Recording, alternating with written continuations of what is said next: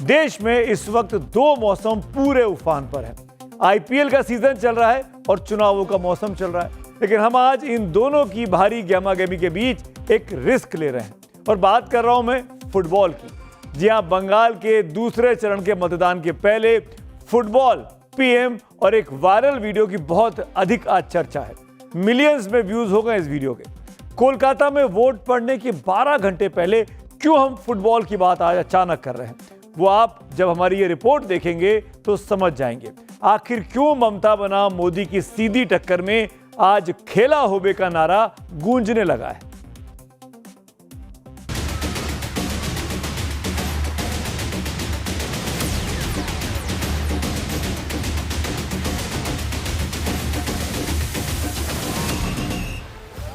मैदान और मौका भले सिक्किम का हो, लेकिन प्रधानमंत्री नरेंद्र मोदी की एक किक ने ध्वनि पश्चिम बंगाल तक पहुंचा दी। प्रधानमंत्री मोदी ने सिक्किम की राजधानी गैंगटॉक में अचानक बच्चों के साथ फुटबॉल खेलना शुरू किया। उसके बाद बच्चों से खेल भावना दिखाते हुए पूछा कि मुझे हरा तो नहीं दोगे? हंसी मजाक में ही सही। ये है आपकी ताकत, आज मुझे क्या सिखाएंगे आप लोग? ऐसा तो नहीं मुझे हरा दोगे। 75 साल के प्रधानमंत्री का 15 साल के बच्चों के साथ उसी जुनून और ऊर्जा के साथ फुटबॉल खेलने में जितनी सहजता है, उतना ही खेल के प्रति प्रेम भी दिखता है। सिक्किम में फुटबॉल खेली जाती है, लेकिन जिस राज्य से फुटबॉल का दिल और आत्मा का रिश्ता है वो बंगाल है। बंगाल के लिए फुटबॉल संस्कृति भी है और संस्कार भी, जोश भी है और जुनून भी। इसलिए बंगाल के चुनाव में फुटबॉल आ ही जाती है, सीधे हो या घुमा फिरा कर। पिछले चुनाव में जब ममता बनर्जी का पैर टूटा था तो प्लास्टर चढ़े पैर से फुटबॉल को किक करके उन्होंने भी एक राजनीतिक संदेश दिया था। उनके समर्थकों ने समझ लिया था कि ममता कहना क्या चाहती हैं। चुनाव लोकतंत्र का त्योहार है तो एक पवित्र खेल भी अब खेल है, तो खेल करने की कोशिशें भी होंगी, चाहे वो बंगाल में बैठकर हो या कहीं बाहर से।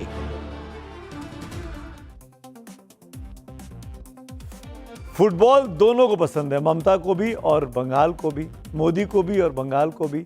लेकिन ममता बनर्जी और नरेंद्र मोदी की दो अलग अलग वक्त की फुटबॉल की तस्वीरें तो हमने आपको दिखा दी, लेकिन एक साथ एक समय काल में अगर आपको कल्पना करें कि दोनों व्यक्ति फुटबॉल खेल रहे हों तो कुछ ऐसा नज़ारा होगा। हमने आर्टिफिशियल इंटेलिजेंस के जरिए ये दिलचस्प चुनावी तस्वीर आपके लिए तैयार की है। हालांकि ये एक आर्टिस्ट की कल्पना है।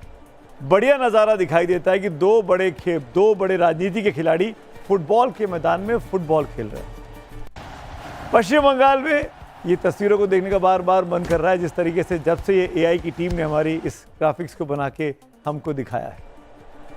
पश्चिम बंगाल में कल 142 सीटों पर वोटिंग के साथ ही सभी उम्मीदवारों की किस्मत ईवीएम में बंद हो जाएगी। 4 मई को नतीजों से साफ होगा कि बीजेपी या टीएमसी में से कौन गोल मार पाएगा। अब आप नरेंद्र मोदी के फुटबॉल खेलने वाली असली तस्वीर को एक बार फिर से देखिए। तस्वीर में पीएम मोदी के साथ किशोर लड़के और लड़कियां हैं। समझ में आता है कि पीएम मोदी एक साथ 3 लक्ष्यों को साध रहे हैं। पहला, फुटबॉल के लिए बंगाल के जुनून में वो भी शामिल है। दूसरा, लड़कियों के जरिए बंगाल की नारी शक्ति के प्रति अपना विश्वास जता रहे हैं, क्योंकि पीएम के साथ जो बच्चे फुटबॉल खेल रहे हैं उसमें लड़कियां भी हैं, लड़के भी हैं। और तीसरा, उन कम उम्र बच्चों के जरिए युवा पीढ़ी के लिए उम्मीदों का दरवाजा खोलते दिखाई देते हैं। प्रधानमंत्री मोदी का युवा खिलाड़ियों से यह कहना कि कैसे वो भारत में ओलंपिक करना चाहते हैं, नई पीढ़ी की आंखों में नए सपने को जन्म देने के लिए बहुत काफी है। खेलने के लिए सिर्फ प्रैक्टिस करने से बात नहीं बनती, मैचेज होनी चाहिए, तब जाकर के सीखते जुनून पैदा होता है। हमें आने वाले दिनों में इसको पॉपुलर करना है। आपको मालूम है ना, भारत ओलंपिक के लिए प्रयास कर रहा है, तो तब तक आप खिलाड़ी पक्के बन जाएंगे। तो आपको अभी से सोचना चाहिए कि हम ऐसे तैयार हो जाएंगे कि हम भी ओलंपिक खेल लें। फुटबॉल से खेला होबे, फुटबॉल से खेला होगा। सिक्किम में प्रधानमंत्री नरेंद्र मोदी के फुटबॉल पर पैर आजमाने से लेकर ममता के फुटबॉल प्रेम तक सारी कड़ियां आप जोड़ेंगे तो एक ही चीज समझ में आएगी, बीजेपी को बंगाल में सत्ता के गोल पोस्ट में बॉल डालनी है, यानी गोल करना है। और दीदी की कोशिश है कि जैसे 2 बार से वो गोल बचाती आ रही हैं, वैसे ही इस बार भी एक बेहतरीन गोलकीपर साबित हो। और इस सत्ता के वर्चस्व की लड़ाई में आज कयामत की रात हुई, और इसीलिए फुटबॉल चाहे पहाड़ पर ही हो, जाने अनजाने लुढ़क कर बंगाल के चुनावी मैदान में आती दिखती है। लेकिन सवाल है कि असर कितना ये डालेगी। देखिए, फुटबॉल तो बंगाली के लिए बहुत प्यारा एक गेम है, और मेरे ख्याल से पिछला जो कैंपेन का जो टाइम था, वो नरेंद्र मोदी जी ने अपने तरफ से उनके तरफ से जितना कोशिश करना था सब कुछ किया। मूढ़ी खाया, इतना धूप में गंगा में नौका लेके चला गया, उसका नौका लेके चला गया देख के मैंने कोई बांग्ला गाना याद पर आ गया, मेरे डुबाई लीने मोरे भाषाई लीने मोरे। तो ये सब कुछ उन्होंने किया because he is the best vote catcher for Bhajpa, और शायद देश का भी बेस्ट वोट कैचर है। लेकिन मेरे ख्याल से इस बार का जो वोट है उसमें फुटबॉल ये सब इशू उतना सामने नहीं आ रहा है। और फुटबॉल का जो AIFF का जो प्रेसिडेंट है वो भी भाजपा का ही कैंडिडेट था कल्याण चौ में। तो मेरे ख्याल से फुटबॉल को उछालने से भाजपा को या नरेंद्र मोदी जी को उतना कुछ फायदा नहीं होगा। प्रधानमंत्री मोदी के आज फुटबॉल खेलने की तस्वीरों से अचानक फुटबॉल पॉलिटिक्स भी सुर्खियों में आ गई है। जी हाँ, फुटबॉल पॉलिटिक्स बंगालियों के दिलों पर दस्तक देने के लिए फुटबॉल पर किक मारना जरूर मदद कर सकता है। इसीलिए पिछले साल सितंबर महीने में बीजेपी और टीएमसी दोनों ने फुटबॉल कप आयोजन करवाया था। बीजेपी का आयोजन नरेंद्र कप के नाम से था और टीएमसी का आयोजन स्वामी विवेकानंद कप के नाम से था। बीजेपी ने 11 सितंबर से 17 सितंबर तक इस कार्यक्रम को चलाया, क्योंकि 11 सितंबर 1893 को स्वामी विवेकानंद ने शिकागो में अपना विश्व प्रसिद्ध भाषण दिया था, और 17 सितंबर को समापन इसलिए किया गया, उस दिन प्रधानमंत्री मोदी 75 साल के हुए थे। बीजेपी ने कप का नाम नरेंद्र रखा था, क्योंकि उसने फुटबॉल को स्वामी विवेकानंद से भी जोड़ा और प्रधानमंत्री नरेंद्र मोदी से भी। दरअसल स्वामी विवेकानंद का पारिवारिक नाम नरेंद्रनाथ दत्त था। लेकिन टीएमसी आरोप लगाती रही कि बीजेपी का स्वामी विवेकानंद से नहीं, सिर्फ पीएम मोदी के नाम से मतलब था, जबकि बंगाल के लोगों को तो फुटबॉल से सबसे ज्यादा मतलब होता है। मगर जानकारों का मानना है कि अब की बार बंगाली अस्मिता का सवाल सबसे ज्यादा अहम है। फुटबॉल बहुत इंपॉर्टेंट रहा है। फुटबॉल बंगाल की जो पॉलिटिक्स, बंगाल की जो सिनेमा, बंगाल की जो कल्चर, सबको डोमिनेट किया है। ईस्ट बंगाल और मोहन बागान, ये दोनों नाम से बंगाल की पूरा जनता हिलता है। लेकिन इस बार चुनाव शायद थोड़ा सा बंगाली प्राइड और वोमेन, ये दोनों इशू के ऊपर चला गया। स्पेशली चुनाव के बिल्कुल एक दिन पहले ममता बनर्जी को लेकर एक मीम सामने आ जाना, और उसको लेकर जितना महिलाओं ने शोर मचाया, उससे मेरे ख्याल से फुटबॉल इस चुनाव में, 2026 के चुनाव में उतना महत्व नहीं रख रहा है। बात फुटबॉल की हो रही है तो बंगाल का फुटबॉल के प्यार और जुनून कितना ज्यादा है, इसको भी आप इस बात से समझिए कि पिछले साल दिसंबर में जब फुटबॉल के सुपरस्टार लियोनेल मेसी ने कोलकाता में कदम रखा था, तो उनकी एक झलक पाने के लिए लोग बेताब हो गए थे, भीड़ लग गई थी। बंगाल के इतिहास के पन्ने फुटबॉल से लिखे गए हैं। 1870 में अंग्रेजों ने कलकत्ता फुटबॉल क्लब की स्थापना की थी, लेकिन अंग्रेजों ने तब बंगाल के लोगों को कमजोर और नीचा दिखाने के लिए खेलना शुरू किया था, क्योंकि वो मानते थे कि बंगाली शारीरिक रूप से कमजोर होते हैं और इसीलिए फुटबॉल खेल नहीं पाएंगे। बंगाल के लोगों ने 1889 में मोहन बगान टीम के जरिए फुटबॉल औपचारिक तौर पर खेलना शुरू किया। 1911 में मोहन बगान की टीम ने अंग्रेजों की ईस्ट यॉर्कशायर टीम को 2-1 से हरा दिया था, और सबसे खास बात यह थी कि उस मैच में मोहन बगान के खिलाड़ी नंगे पैर खेल रहे थे। श्यामा प्रसाद मुखर्जी ने जनसंघ बनाया। उस जनसंघ के विचारों से बीजेपी बनी, और वो बीजेपी अब तक मुखर्जी के ही राज्य में सरकार नहीं बना सकी है। उस पर ममता बनर्जी लगातार आरोप लगाती हैं कि बीजेपी बाहरियों की पार्टी है, बंगाल की नहीं है। बाहरी बनाम बंगाली की लड़ाई में बीजेपी ने इस 2 महीने के चुनाव प्रचार में जमकर पसीना बहाया, ये साबित करने में कि वो लोकल हैं, वो स्थानीय हैं, वो बंगाली हैं। कैसे? कभी पीएम मोदी फुटबॉल खेल रहे थे आज की तस्वीरों में, कभी पीएम मोदी को हमने झालमुड़ी खाते हुए देखा है चुनाव प्रचार के दौरान, वहां का पेट फूड, कभी हुगली नदी पर वो नौकायान करते हुए दिखाई दिए आम बंगाली टूरिस्ट की तरह। उसके अलावा अमित शाह भी मंच से नीचे उतरे और स्थानीय बच्चों के साथ सेल्फी खिंचाई, दिखाने के लिए कि हम आपके बीच के लोग हैं। बीजेपी के आला नेता कैमरों की रोशनी में मछली का स्वाद लेते हमको दिखाई दिए इस चुनावी प्रचार में। जहां बीजेपी ने परंपरा को हिंदुत्व से जोड़कर देखा तो टीएमसी बांग्ला संस्कृति के रक्षक के रूप में खुद को पेश करती रही। हालांकि बात कानून व्यवस्था की तरफ मुड़ती चली जा रही है। टीएमसी ये बताने में जुटी है कि धर्म के प्रतीकों का वो सम्मान करना जानती है, तो बीजेपी मुसलमानों से भी बेहतरी का वादा आखिरी मौके पर अब कर रही है।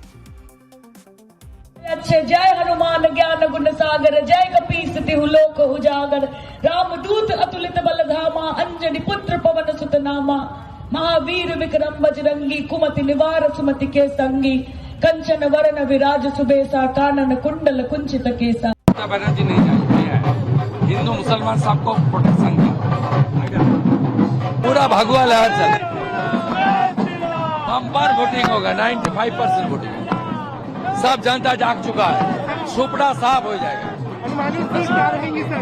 अच्छा रहिए सब, भाई सब देख जब आग लगा दिया।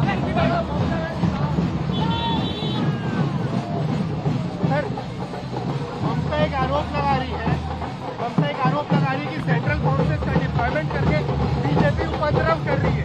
गुंडा को सीधा करने के लिए, ममता गुंडा है, सीधा करने के लिए कर रहा है। तो देखा आपने किस तरीके से फुटबॉल के बहाने आज आखिरी दिन पर माहौल को गरमाए रखने की कोशिश की गई।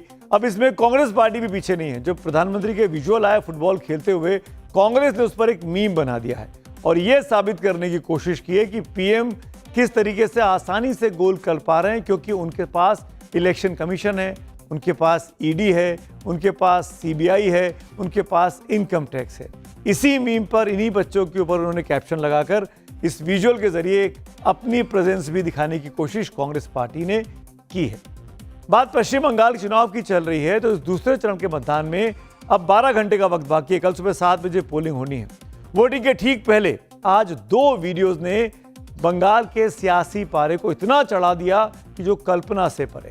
सबसे पहले ये वीडियो देखिए, फिर आगे की तहकीकात आपको दिखाता हूं।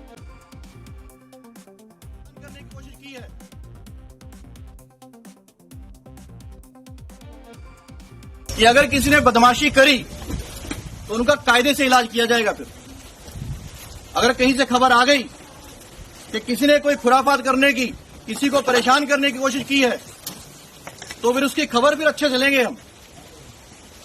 ये जहांगीर के घर वाले भी खड़े हैं, उसको बता देना कायदे से। ये बार बार जो खबरें आ रही हैं कि उसके लोग धमका रहे हैं, तो फिर अच्छे से खबर लेंगे, फिर बाद में रोना पछताना मत। पहला वीडियो आपने जो देखा वो बंगाल में पुलिस ऑब्जर्वर बनकर पहुंचे आईपीएस अजय पाल शर्मा का है, जिसमें वो लोगों को चेतावनी देते हुए नजर आ रहे हैं। और दूसरा वीडियो जो इस वक्त आप देख रहे हैं वो टीएमसी सांसद महुआ मोइत्रा ने एक पुराना वीडियो ट्वीट किया है, जिसमें उन्होंने अजय पाल शर्मा का एक पुराना वीडियो जो वायरल हुआ था कभी किसी जमाने में, उसको पोस्ट किया है। इस वीडियो की हम तस्दीक नहीं करते, महुआ मोइत्रा टीएमसी सांसद ने इसको लगाया है। पहले वीडियो में जिसमें अजय पाल शर्मा चेतावनी दे रहे हैं, धमकी दे रहे हैं, उनका अंदाज जो है कि कायदे से इलाज किया जाएगा, बता देना जहांगीर को। कहने वाले ये वो अधिकारी उत्तर प्रदेश काडर के अधिकारी हैं, पुलिस अधिकारी अजय पाल शर्मा नाम है इनका।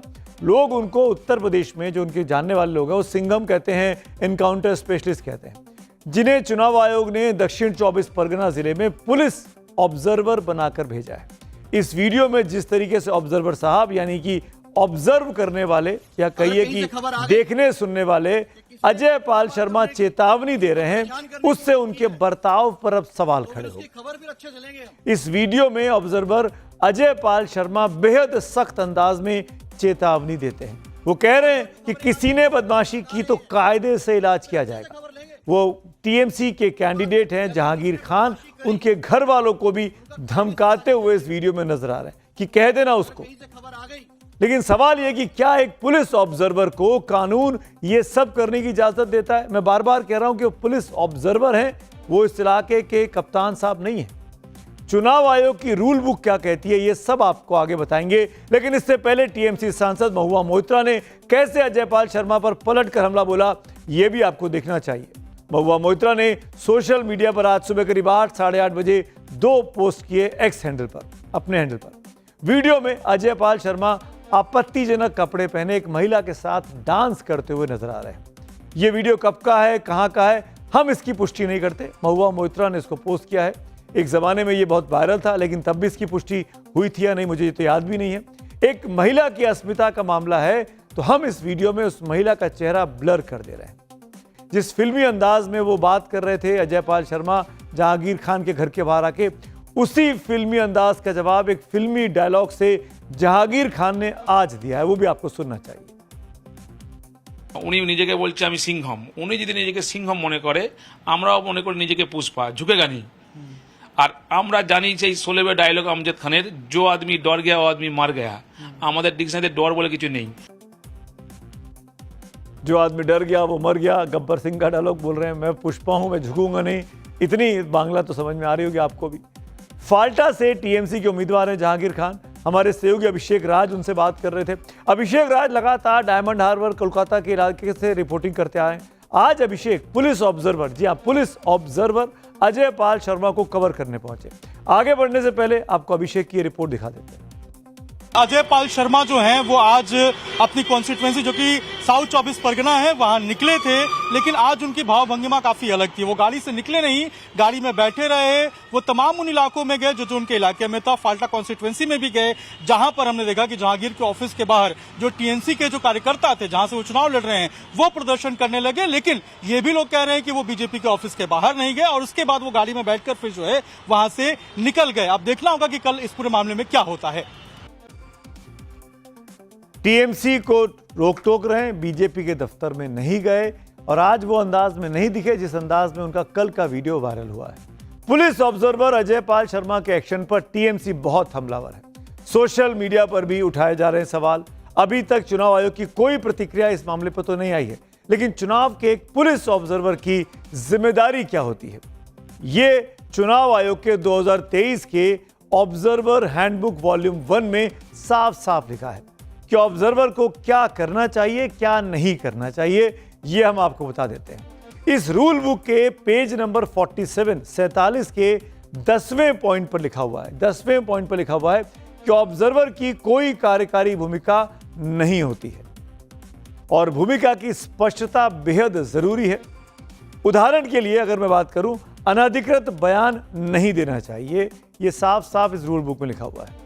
और इसके अलावा इस रूल बुक में लिखा हुआ है कि पोस्टरों को हटाकर तोड़फोड़ करने की इजाजत भी एक ऑब्जर्वर की नहीं होती है। 12वें नंबर पर लिखा हुआ है कि ऑब्जर्वर को किसी भी प्रकार का अनधिकृत बयान नहीं देना चाहिए, यानी अनऑथराइज सार्वजनिक बयान नहीं देना चाहिए। चुनाव संबंधी किसी भी मामले में कोई भी निश्चित रुख अपनाने से पहले उचित सावधानी बरतनी चाहिए।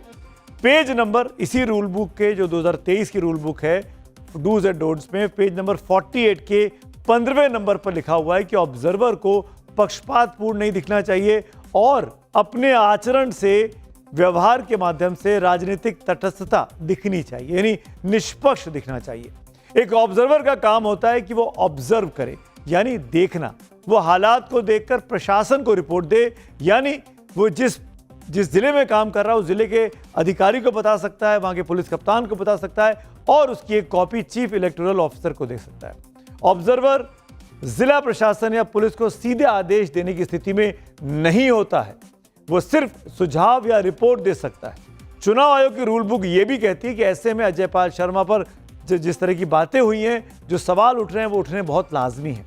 इस बीच अजयपाल शर्मा को लेकर टीएमसी की तरफ से कलकत्ता हाईकोर्ट में शिकायत दर्ज कराई गई थी, लेकिन इस मामले में कोर्ट ने फिलहाल दखल देने से साफ इनकार कर दिया।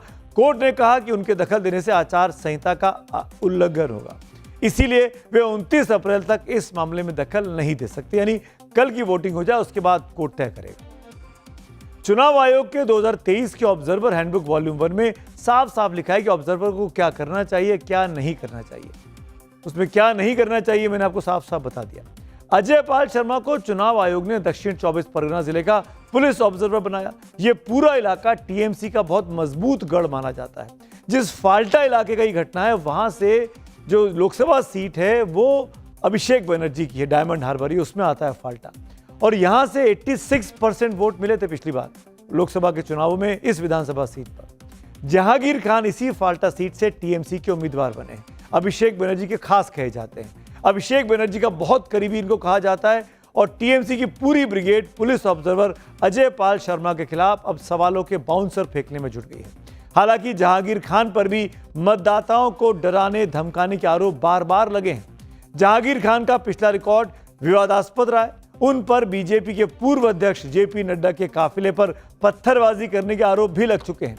कुछ मीडिया रिपोर्ट के मुताबिक जहांगीर खान पर जमीन पर कब्जा करने के भी आरोप हैं। ये मीडिया रिपोर्ट्स हैं, हालांकि औपचारिक तौर पर हमको पुलिस रिकॉर्ड नहीं मिला है। जहांगीर खान ने जो एफिडेविट, जो शपथ पत्र दिया है चुनाव आयोग में चुनाव लड़ने के लिए, उसके मुताबिक उनका दामन एकदम पाक साफ है। ये उसकी कॉपी हमारे पास है। इस एफिडेविट का पेज नंबर 3 ये साफ साफ कहता है कि उन पर कोई भी एफआईआर दर्ज नहीं है, कोर्ट में भी कोई केस नहीं किया गया है। इसीलिए टीएमसी ने बीजेपी पर वोटिंग से ठीक पहले सियासी हमला और तेज कर दिया। 4 तारीख रिजल्ट निकलने के बाद आप जहां भी भाग जाएं, आप छुप नहीं पाएंगे। अजय पाल शर्मा के वीडियो पर मचे सियासी घमासान के बीच बीजेपी पूरी तरीके से अब अजय पाल शर्मा के बचाव में उतर आई है। अमित मालवीय सोशल मीडिया पर, जो कि बीजेपी के आईटी सेल के प्रमुख हैं, वो सोशल मीडिया प्लेटफॉर्म एक्स पर उन्हें सिंघम कहते हैं। बीजेपी ने इस मामले को कानून का राज बनाम गुंडागर्दी के मॉडल के रूप में पेश कर दिया है।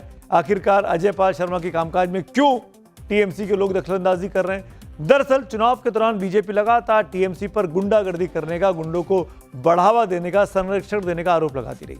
बीजेपी ने ममता बनर्जी के खिलाफ हिंसा और डराने वाली राजनीति का मोर्चा खोला हुआ है।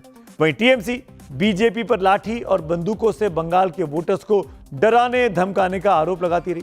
ममता के गढ़ में योगी के सिंघम के वीडियो से यूपी की सियासत गर्मा गई है। यूपी के अधिकारी हैं तो यूपी के नेता कैसे चुप रहते? अखिलेश यादव ने इसी बहाने सीएम योगी पर हमला करके आईपीएस अजय पाल शर्मा को बीजेपी का एजेंट करार दे दिया। सोशल मीडिया प्लेटफॉर्म एक्स पर अखिलेश ने लिखा, बंगाल चुनाव के दौरान ऑब्जर्वर बने उत्तर प्रदेश के एक वरिष्ठ पुलिस अधिकारी का जो अभद्र वीडियो सरेआम चल रहा है, उससे उत्तर प्रदेश सरकार के शासन प्रशासन की छवि बेहद क्षतिग्रस्त हुई है। साथ ही भाजपा सरकार के तथाकथित महिला सम्मान व नारी बंधन के दावों की पोल भी महिलाओं के सामने पूरी तरह खुल गई है। आज भाजपा से जुड़ी हर नारी शर्मिंदा है, क्योंकि बहन बेटियां तो उनके घरों में भी हैं। देखते हैं इनका निलंबन बर्खास्तगी कितनी जल्दी होती है। इसका सीधा संबंध मुख्यमंत्री जी की छवि से जुड़ा है। जीरो टॉलरेंस सिर्फ अपराधियों के खिलाफ नहीं, ऐसे अधिकारियों के खिलाफ भी होना चाहिए। प्रधानमंत्री मोदी भी आज अपनी कॉन्स्टिट्यूंसी वाराणसी पहुंच गए। मैं यूपी इलेक्शन की शुरुआत होगी, मैं पहले ही कह रहा हूं कि भले ही बंगाल का चुनाव खत्म आज हो रहा है, लेकिन यूपी के चुनाव का आगाज एक तरीके से आप इसको मान सकते हैं। पीएम मोदी अपने संसदीय क्षेत्र में थे। वाराणसी में पीएम मोदी नारी शक्ति वंदन महासम्मेलन के लिए पहुंचे। पीएम आरक्षण, महिला आरक्षण संशोधन विधेयक लोकसभा में गिरने वाले के सवाल पर आज पीएम ने कांग्रेस, टीएमसी, समाजवादी पार्टी को जमकर घेरा। सुनिए। आपने यहां यूपी में अपनी आंखों के सामने हालात बदलते देखे। कुछ साल पहले तक जब यहां समाजवादी पार्टी की सरकार थी, तो यूपी में बेटियों का घर से बाहर निकलना भी मुश्किल हो गया था। लेकिन अब बीजेपी सरकार में बेटियों के विरुद्ध गलत सोच रखने वाला अच्छे से जानता है कि उसका अंजाम क्या होगा।